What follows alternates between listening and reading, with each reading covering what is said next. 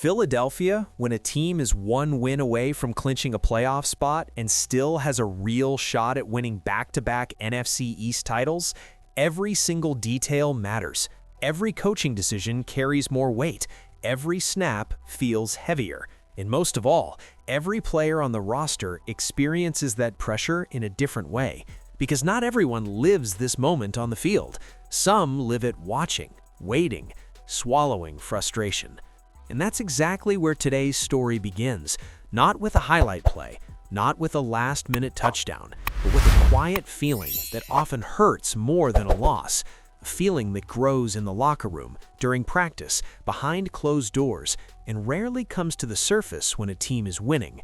Frustration, broken expectations, the sense that something isn't lining up, even when the team itself looks like it's doing everything right.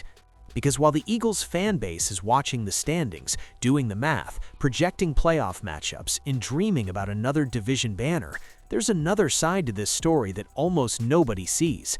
The side of a player who prepared, who was brought in with a clear idea of his role, but who ended up on the outside looking in at the most important moment of the season.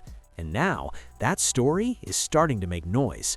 But before we get to the name, before we talk about position, contract, and public comments, the context matters. The Eagles are not just competing, they're under pressure. One win away from locking in a playoff spot and potentially securing a second straight NFC East championship. That changes everything.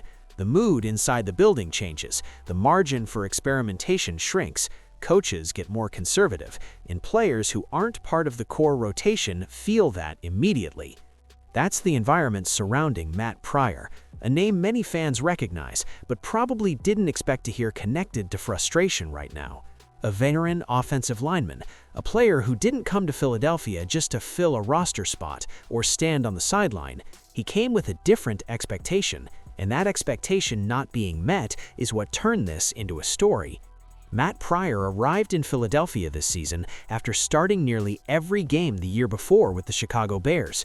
We're not talking about a player without a resume.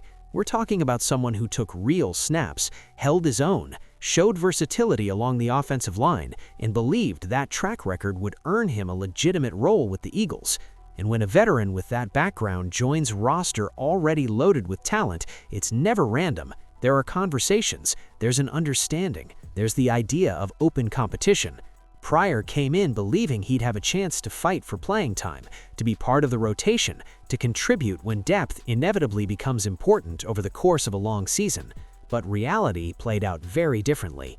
So far, Matt Pryor has barely seen the field. He hasn't started a single game. His snaps have been extremely limited. And as the season progressed, the door slowly closed. The offensive line stayed healthy, the preferred combinations settled in, the coaching staff stuck with what worked, and Pryor drifted further and further from meaningful action. And here's where the situation gets heavier. This isn't happening on a rebuilding team with nothing to lose. This is happening on a team pushing toward the playoffs, chasing another NFC East title. That makes speaking out complicated. That makes frustration harder to express. But Pryor still did.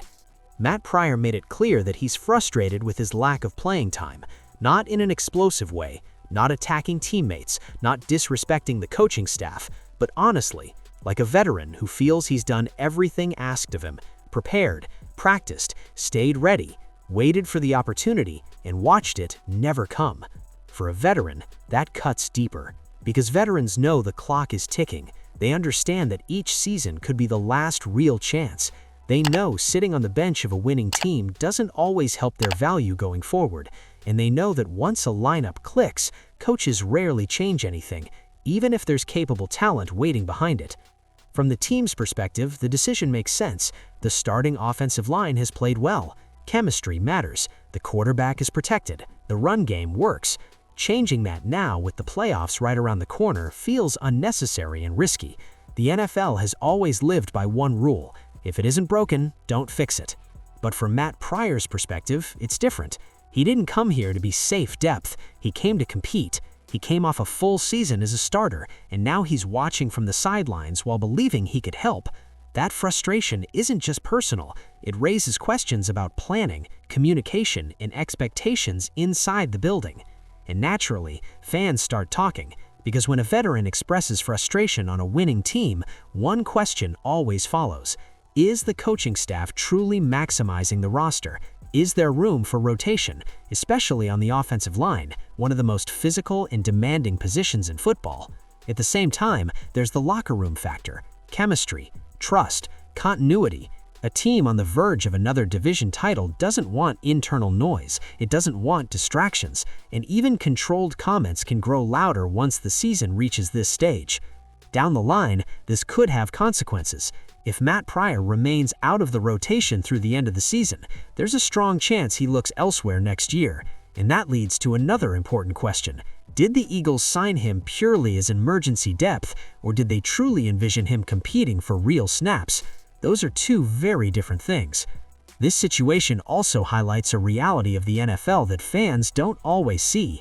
Past performance doesn't guarantee future opportunity. Talent alone isn't enough. Fit, timing, health, and momentum often decide everything, and when those factors align against you, all you can do is wait. Meanwhile, the Eagles stay locked in, one win away from the playoffs, one win that could seal another NFC East crown. The coaching staff will continue trusting what got them here, and Matt Pryor will likely remain an insurance policy, important on paper, rarely used on Sundays. Which brings us to the human side of the sport.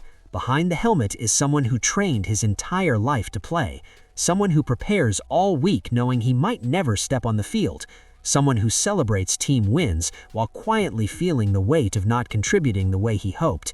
Fans focused on championships, records, and rivalries don't always see that side, but it's there, and moments like this bring it into focus, especially when the player himself chooses to speak up.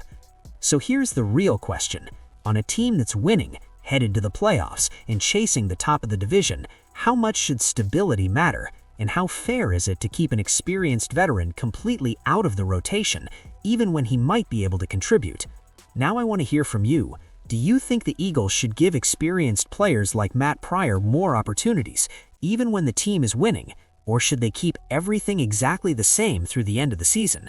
Before we wrap up, do me a quick favor. If you enjoy this kind of deeper, honest discussion, drop a comment, hit the like button, and subscribe to the channel. That helps YouTube understand this content matters, strengthens the Eagles community here, and allows us to keep having real conversations about what's actually happening inside this team.